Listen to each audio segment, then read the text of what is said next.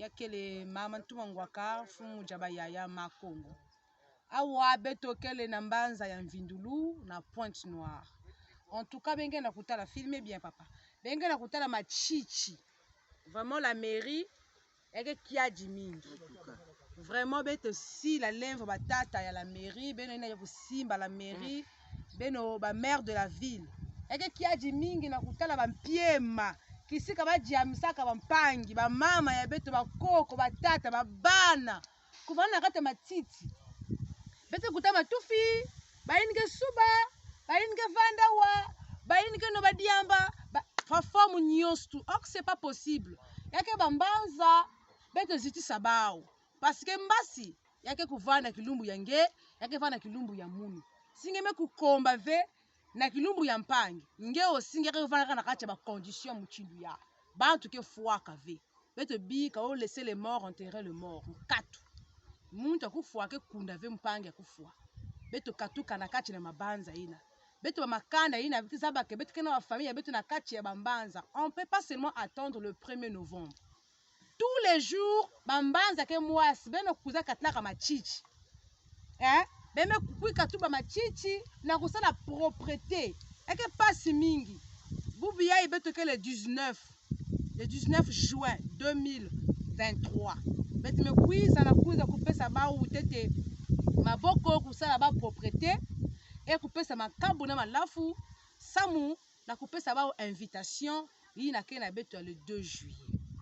Et le 2 juillet beto kele na invitation beto me kuiza kulomba na balongo ya beto kuto kupesa ba upe ba déplacement ya ba na kuiza na temple initiatique nguzambo ngivita kimpa dimanche lumingu ya le 2 juillet na temple initiatique nguzambo ngivita kimpa kwa kuna mbanza nzinzi quartier Lusala terminus Olivier ngeme kupuse na église mission ya tout mama tama mingi ve kuna ngeme bokila na allo 05 620 87 94 WhatsApp ya beto 05 690 95 19 bet me kuiza na bambuta na bamama na kuiza kupesa bawi na kele ba information ya beto kele pena mbundani ya nene ke vukisa bantumwa na bisadi nyonso ina kele samedi ya le 24 ya na kulomba ngolo sana malaki ya le 2 juillet ya beno ke kuiza na temple initiatique nguzambo ngivita kipa na ngunga ya 13h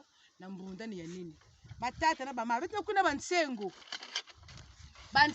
me kukuiza bansengo me tala beto kuive kwa kukatu beto kuisala bisalu bansengo me kukuiza malafu amakazo minjonjo ben kuikatu bu propriété ya la mairie s'il vous plaît beto la propriété tela ma papa beto la propriété kwa bachichi mongo nkamba machite en parlant plus ngeko ko bakale fuange na kachawa bale fuange na kachawa aussi muntu sime zabu ve beto katuka bakuyidika be yidika mbanza beni yisala propriété s'il vous plaît boye ko bongisa bampiema ya bapapa na bino na mama na bino to yaka kosala propriété to tika makambo wana bangunza beni za mansue ka bampiema benge kuiza ve na bampiema kana kutala lomba ba diable na ba propriété ngo za sala ka ben ve c'est pas possible matondo banza Mvindulu machichi matata na bamama beto kuisadi la luzolo s'il vous plaît yake lembo TV hein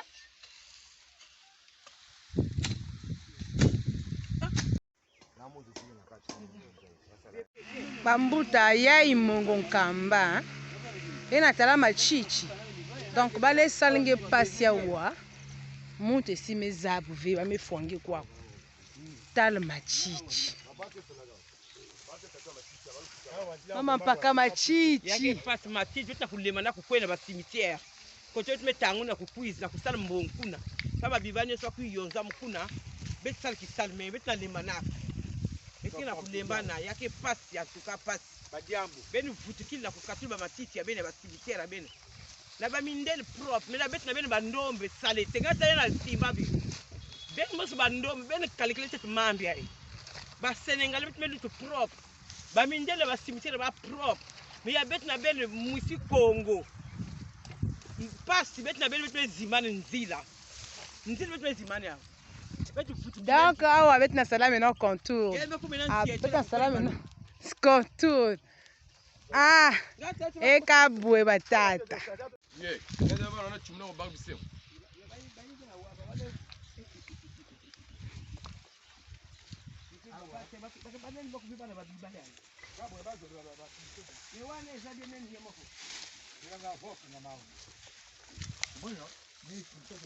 Vila kukangama batata na bamama. Memetala, moya mwena mwokamba, betu meba na vindulu ya mwokamba. Donc, banzila kukangama, banzila kukangama. Mato. Chers de Mongonkamba, mais je vous dis, mes frères, mes sœurs, c'est grave. C'est grave de voir comment les peuples Congo qui ont oublié les siens. Vraiment, ça fait mal, je vous assure. Les pieds mains cassés. Donc, vous pouvez venir ici, vous allez même plus reconnaître là où on enterrait votre maman, votre enfant. En tout cas, c'est difficile. Vraiment, c'est pas gentil. Vraiment, nous disons non. Nous disons non. Donc, tatongulu bozo mona ndenge ni makambongo.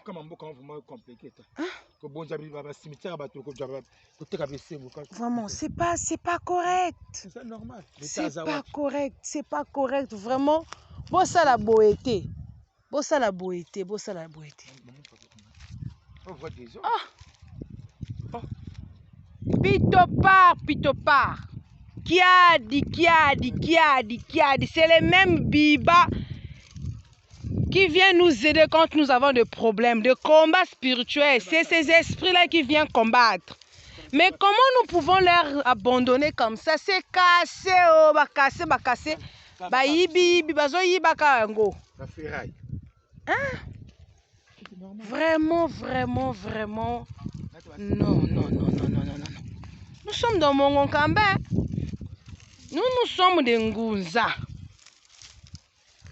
Donc nous, c'est l'impiément. C'est important pour nous. Et nous, c'est l'impiément. C'est pas correct. C'est pas gentil, c'est pas gentil. C'est pas correct. Hein? Même si vous êtes des chrétiens, mais être chrétien, c'est pas être aussi. Hein? Ou bien vous voulez que j'emploie ce mot-là. Franchement, les musulmans, on a laissé là-bas, c'est propre. Les musulmans. Pour venir retrouver notre papa. Maman Paka, tu as retrouvé ton mari? Ah! Vraiment. Tata Ngwaka est là. Il est là, les gaillards Ngwaka. Monsieur Ngwaka. Mavungu Justin. En tout cas. Ah, Tata Bachingu. Mbuta Muntu. Vous venez retrouver Tata Ngwaka. Ah!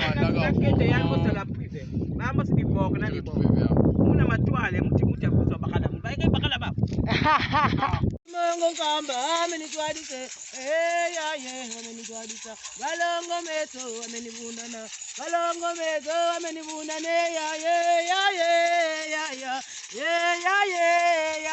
balongo meto amenibundana balongo meto amenibundana tatangwaka tata utitwadisa tatangwake utitwadise balongo meto amenibundana balongo meto amenibundane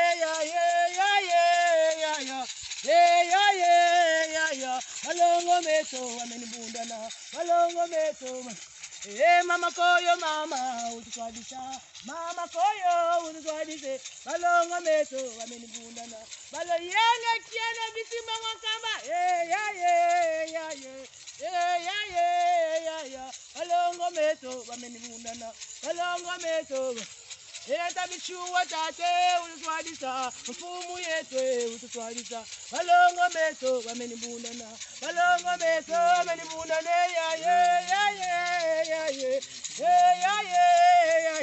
balongo meto amenibundana balongo meto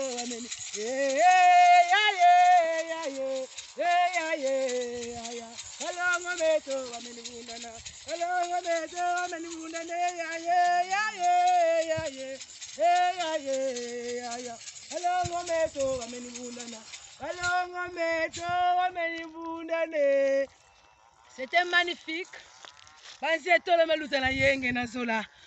nous revoir le 2 juillet, le dimanche 2 juillet 2023 au temple initiatique Ngunzambongi Vita Kimpa, 9h.